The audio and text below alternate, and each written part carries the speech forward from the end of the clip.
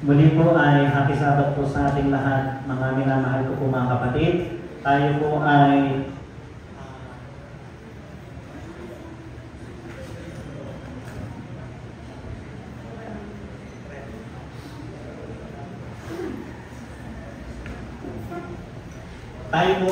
magre-review po sa malalim na Tagalog, baka hindi na kasi naintindihan ng ibang mga kabataan, lalo na yung dito sa lower generation, yung magre-repaso. Ano po? So tayo po ay magre-review po ng ating pong lesson. Yung lesson po natin para po sa mga bisita o sa mga bagong mananampalataya, yan po ay binabasa po ng bawat pamilya ng Seventh-day Adventist simula mamayang gabi hanggang sa Friday po ng gabi. Kaya pagdating po dito sa church, tuwing Sabado, saan man po kayong mga punta, ay meron pong pag-review ng ating pong lesson. At yan nga po, tayo po ay dadako sa pagre-repaso po ng ating pong leksyon. At makakasama ko po sa harapan ang mga manggagawa po natin sa ating pong distrito. Si Brother Arvin na nakasign po sa San Miguel ay wala pa po, kaya ang ating pong dalawang manggagawa, si Pastor Jude ay sa Balivernan at si Ronnie po ay sa Cambalite. Sila po ang ating pong makakasama sa pag-aaral po ng ating pong leksyon. Sige, bigyan po muna natin sila ng pagkakataon para batiin din po kayo mga kapatid. Magandang umaga po sa ating lahat at happy Sabbath.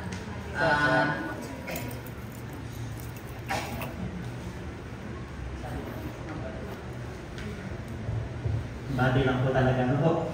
Ayan, so bigay rin po natin at bigyan natin ng pagkakataon si Pastor Jude para sa isang pagbati. Ayan, so muli mga kapatid, tayo po ay pinagkalooban ng magandang panahon. Tuloy-tuloy po ang ating pagsamba. At ayun po ang ating po mapag-aralan ito, hindi naman po natin mapakinggan, kundi i-apply po natin sa ating buhay. Lalo na ang panahon po natin ngayon ay marami na pong masasabi natin pagsubok at hindi na po basta-basta pagsubok.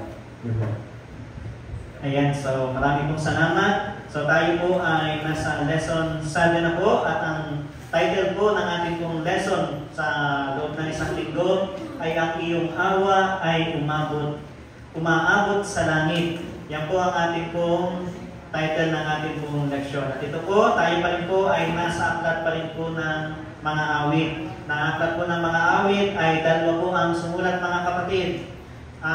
Si Haring Solomon at si Haring David. Dalawang hari po ang sumulat ng mga awit. So dito po sa ating pong leksyon na may title nga po na iyong awa ay umabot sa langit, meron din pong mga binabanggit po sa banal na kasulatan na mga umaabot po sa langit. Ano po, kabaligtaran naman po ito. Ito po ay yung kasalanan ng tao. At pag umabot na sa langit ang kasalanan ng tao, ng mga tao sa isang bayan, ay kinukunaw po ito ng ating Panginoong Diyos. Pero ngayon, ay ang umabot sa langit ay yung kaniyang awa, yung kaniyang habag sa bawat isa sa atin. So yan po ang ating pong titingnan at pag-aaralan kung paano po ito in-explain ng ating pong leksyon. Ang sabi po sa ating pong talatang Sauluhin, sa susing talata na matagpuan sa aklat po ng awit 57 verse 9 and 10. Ako'y magpapasalamat sa iyo, O Panginoon, sa gitna ng mga bayan. Ako'y aawit sa iyo ng mga pagpuri sa gitna ng mga bansa, sapagkat ang aking kagandahang loob ay dakila hanggang sa mga langit at ang iyong katotohanan hanggang sa mga alapaap. Ngayon, meron po tayong ilang bagay na gustong pag-iinan at pag-usapan dahil ito po ay lubhang napakahalaga at kailangan po nating maunawaan. So narito po aking mga kasamahan, meron tayong pag-uusapan dito na mahalaga na nabigyan po natin ng pansin. Sabi po dito, ang pag-ibig ng Diyos ay walang hanggan. Dahil ang awa ng Diyos ay umaabot sa langit, ang sabi po dito ay ang kaniyang pag-ibig ay walang hanggan. Ito po ay sinambit ni Haring David sa pamamagitan po ng awit. Ngayon, atin pong tatanungin ang isa nating manggagawa. Ano ba ang ibig sabihin nito? Paano natin may papaliwanag na ang pag-ibig ng Diyos na binabanggit ni Haring David ay walang hanggan?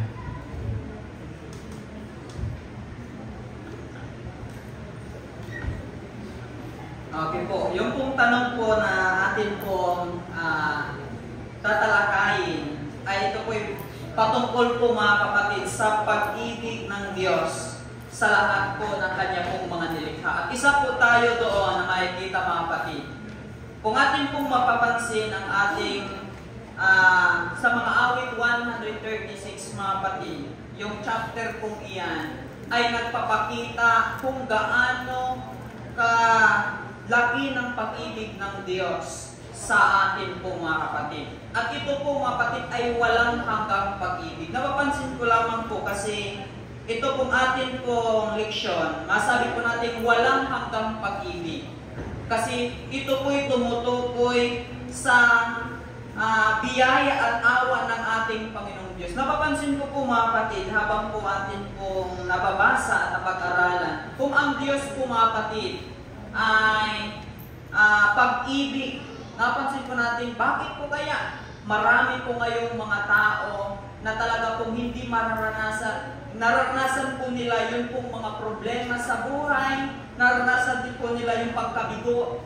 Matatanong po natin sa atin pong sarili, at doon po pumapasok po yung awat biyaya ng ating Panginoong Diyos. Ito po'y walang hanggan. Bakit po mga kapatid? Kasi ang awa po na inilarawan ko dito sa Oxford Language Dictionary ay ang ibig sabihin po ay habag o pagpapatawad na ipinakita sa isang tao na maaring parusahan o saktan, ngunit pinili pa rin hindi gawin ito. Sa totoo po mga kapatid, nung magkasala ang tao mga kapatid, nahulog sa kasalanan dahilan sa pag-ibig ng Diyos mga kapatid, dahilan sa Kanya pong awa, tayo po mga kapatid, na tayo po na sana isinakdal sa kaparusahan, pero dahil sa pag-ibig po niya, hanggang po ngayon, tayo po mga kapatid, ay narito upang pasalamatan po siya at sambahin. Ganun po ang pag-ibig ng Diyos sa bawat isa sa atin. Kung mapansin po ninyo mga kapatid, kung meron man pong mga nasasaktan, pero tatandaan po natin, ang Diyos ay nasa sa atin palagi. Tayo po ay Kanya pong iniingatan kasi tayo po, habang ganito pang sitwasyon sa sanglibutan, alam po natin na ang Diyos ay pag-ibig. Bakit po? Tayo ay buhay pa rin at may pag-asang tumitiwala sa ating Panginoong Diyos. Kaya ganun po ang pag-ibig natin po makikita, at kung sa iba pa po ay pwede po natin pag-aralan. Okay, so maraming salamat sa iyong pagbabahagi na ang pag-ibig ng Diyos ay walang hanggan. So, ang pag-ibig ng Diyos sa atin mga kapatid, walang hanggan yan. Hindi po bumibitaw ang Diyos sa atin, kundi ang tao po ang bumibitaw sa Diyos, pero ang Diyos hindi siya bumibitaw sa atin. Gusto niya na tayo po ay maligtas. Gusto niya na tayong lahat ay makarating doon sa langit. Ang pag-ibig niya sa atin ay walang hanggan. Ngayon, dito po sa ating leksyon ay binabanggit din po na yung pag-ibig ng Diyos ay nagpapatawa din sa bawat isa sa atin. Pwede po bang, Pastor Jude, na ma-explain mo ito sa amin kung ano bang ibig sabihin nito na pag-ibig ng Diyos ay nagpapatawa?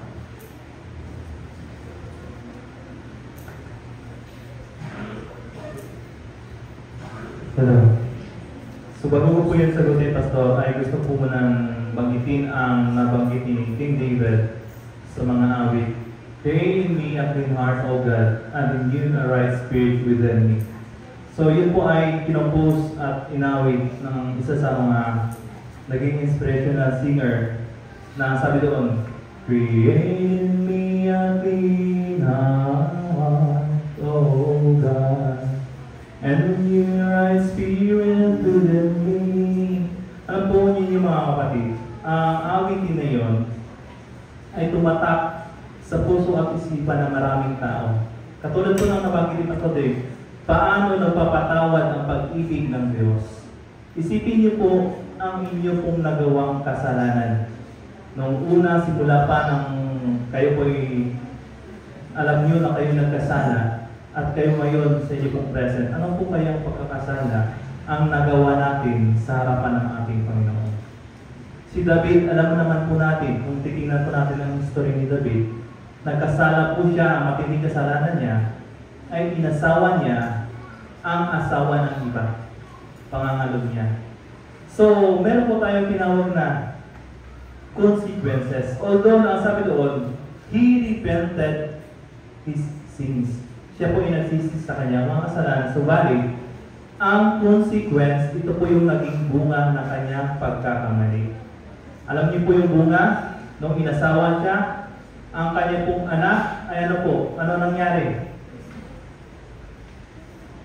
So, hindi lang po namatay, hindi lang po yung kanyang anak ay inasawa yung kanyang mga asawa, ay pati ang kanyang pong buhay, ay siya po ay ano, yung anak niya mismo, ay hinabol siya upang patayin. Matindi yung consequences, ano po. Pero, dadako po tayo sa tanong na ang pag-ibig ng Diyos ay nagpapatawad. Mga kapatid, meron pong isang binanggit po dito. Gusto ko pong basahin po dito sa English, ano po. The psalmist's great affliction is related to his own and his people's sin. So that they threaten to separate the people from God forever. So dahil sa kasalanan, tayo, ako at ikaw, ay napalayo na ngayon sa ating Panginoon. Subalit gumawa pa rin ang Panginoon ng paraan kung paano natin siya ma-meet in a halfway. So magitan po ng yun, napadala po siya ng mga propeta, nagpadala po siya ng kung saan naisulat ang kanya pong mga salita. Ngayon, may magandang balita yung tinawa po ng gospel.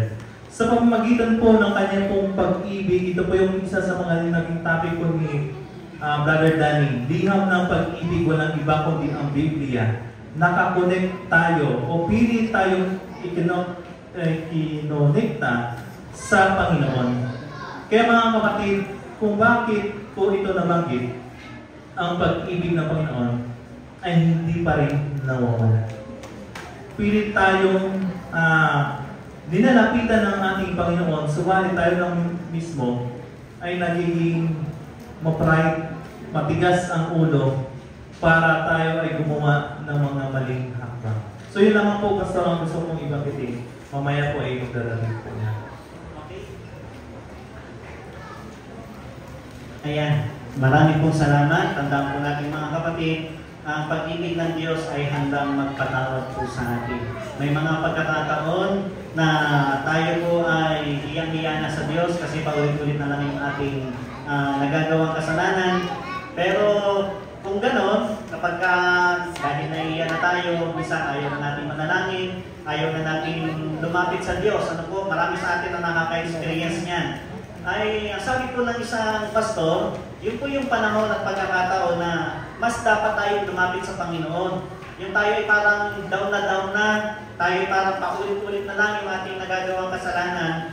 Dahil mas kailangan natin ang Panginoon sa ganong kalagayan. At tandaan nga po natin na ang Diyos ay nagpapatawad. Handa tayong patawarin. Pag tayo down na, pag tayo ay marami ng nagagawa kasalanan, tapos ayaw na natin lumapit sa Diyos, ay saan natin ibibigay ang ating sarili? Ano nga namang ibibigay na lang natin sa kaaway kasi ayaw na natin lumapit sa ating Panginoon. So mga kapatid, ang Diyos po ay handa magpatawad sa atin. Ang sabi po dito, ang pagmamahal ng Diyos, pag naunawaan din po natin, ay nagpapabago sa ating buong buhay. Kagaya ni David, siya po ay nagkasala sa ating Panginoon, pero yung kasalanan iyon ay kanyang pinagsisiya kasi nakita niya at naramdaman niya ang walang hanggang pag-ibig ng ating Panginoon. So mga kapatid, ang dahilan kung bakit tayo ay nagbabago, araw-araw, marami tayong mga kailangan baguhin.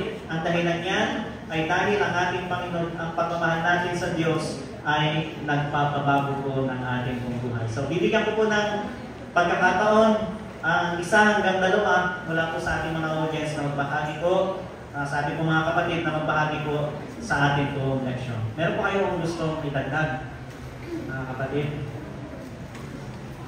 Sige po. Kuya Enzo.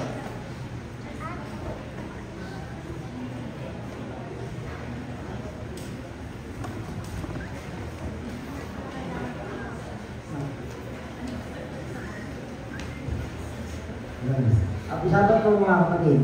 Gusto ko lang pong dagdagan yung pong pag-ibig na walang hanggan. Ano po? Pag sinabi mong pag-ibig na walang hanggan, ang tao ba'y okay na magkasala? Ano po? Kasi po kaya kung may pag-ibig na walang hanggan, kasi po yung kasalanan ng tao, nasa sa atin pa. No? Yun po yung biyaya ng Panginoon ay binibigay sa bawat isa sa atin. Na bagamat tayo mahina, tayo ay mayroong awa sa Diyos. Ano po? At saka po makakatandaan po natin, ang kaaway po ng Panginoon hindi tumitigil. Bagamat ang Panginoon may pag-ibig na walang hanggan, ang kaaway po mayroong gawain walang hanggan. Ano po? Kaya po dapat po natin pakaisipin, ako sumusunod sa Panginoon. Ako naman ay tapat sa Kanya. Eh bakit naman ako ay parang pinababayaan? Hindi po nagpapabaya ang Panginoon, kundi yung pong kaaway ng Panginoon ang humihila sa atin. Ano po? Tayo po ay mayroong dalawang uring katauhan. Isa pong pagkatao na tayo gusto ng Panginoon. Pero ang kaaway, meron din po silang kagustuhan na tayo ay hilahin. Kaya po tayo bilang mga anak ng Panginoon, nakakaranas po ng mga pagsubok. Kagaya po ni Haring David, ni Haring Solomon. Sila po ay natukso doon po sa kanilang pagiging hari. Nagkaroon po sila ng mga kasalanan. Pero bakit po? Samantalang sila po ay ginabayan ng Panginoon. May mga propeta. Meron po nag-aalalay sa kanila na sinasabi, ito gawin nyo, ito yuwang. Pero bakit?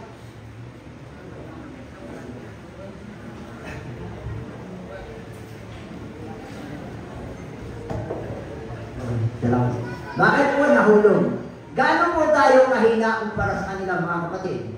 Sila po may gabay ng Panginoon, pero tayong anak niya, tayo nahuli, tayo nasa huling bahagi ng kasaysayan. Paano tayo magiging tapat sa Panginoon? Alam ng kaaway kung ano yung ating kahinaan. Alam ba natin kung paano tayo mamahalin ng Diyos? Yun lang po. Ayan, so maraming salamat po mga kapatid. Hindi pong ipagpamanhin dahil tayo po ay wala na pong oras. Kaya atin pong tatapusin na po ang ating pong lesson. Sabi po dito sa ating pong lesson, ang response po natin sa pagmamahal natin sa ating Panginoon ay ang pagpuri at ang pagtitiwala po natin sa Kanya. So dahil ang pag-ibig ng Diyos ay walang hanggan, ang pag-ibig ng Diyos ay nagpapabago sa ating buhay at ang pag-ibig ng Diyos ay nagpapatawad ng ating pong mga kasalanan. Gusto ng Diyos na tayo tumugon sa pamagitan ng patuloy na pagtitiwala sa Kanya at patuloy na pagpupuri. So yun lamang po, happy Sabbath po sa ating pong